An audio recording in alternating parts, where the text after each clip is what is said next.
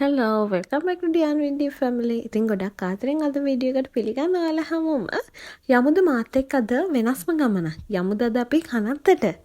ඉතින් අපි ඔන්න මේ ලෑස්ති වෙලා ඉන්නේ මලවුන්ගේ දවස පූජාවට යන්න. ඉතින් සාමාන්‍යයෙන් නොවැම්බර් 2 වෙනිදා කතෝලික අපි මලවුන්ගේ දිනය සමරනවා. ඉතින් අපි ඒ හින්දා පූජාව තියෙන්නේ වෙනදට නම් පූජාව තියෙන්නේ පල්ලියනේ. ඉතින් නොවැම්බර් 2 වෙනිදා පූජාව තියෙන්නේ කනත්තේ. ඉතින් මීට කලින් මෙහෙම දෙයක් දැකලා නැති යාළුවොත් අපිත් එක්ක එකතු වෙලා ඇතිනේ. ඉතින් මේ වීඩියෝ එක එන්නේ ඒ යාළුවන්ට. ඉතින් බලන්නකො නොවැම්බර් 2 වෙනිදා මලවුන්ගේ දිනේ දවසේ කතෝලික අපි මොනවද කරන්නේ කියලා.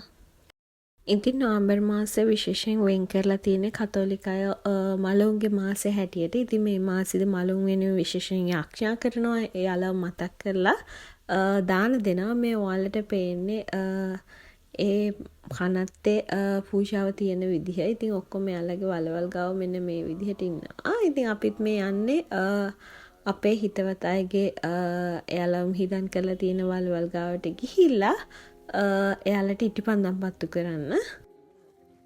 ඉතින් මේ ටික කරන්නේ පූජාව ඉවර වෙලා ෆාදර් ඇවිල්ලා මේ හැම එකම බ්ලෙස් කරනවා. ඉතින් අපි ඉටිපන්දම් පත්තු කරලා මල් තියලා ලස්සන්ට ඒතැන ලස්සන්ට හදනවා.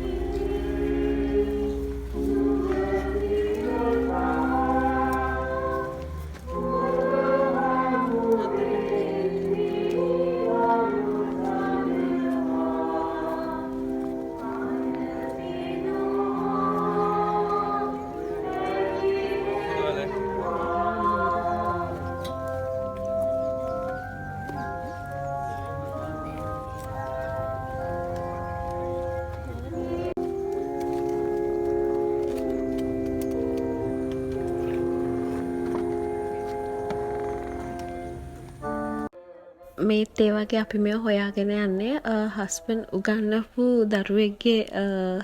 දරුවෙක්ව මිහිදන් කරලා තියෙන තැනකට. ඉතින් එතෙන්ටත් ගිහිල්ලා අපි ඒ විදිහට මිටිපන්න පත්තු කරලා මල් තිබ්බා. ලොව කී ඇත්තේ කදීම දරු ලෝකයෙනුත් එපිට ආදර දෙවිඳුන් එතැන සදලා නිවසක් අපට හමුවේ දිනක ඒ ලස්සන ලොවෙහි අප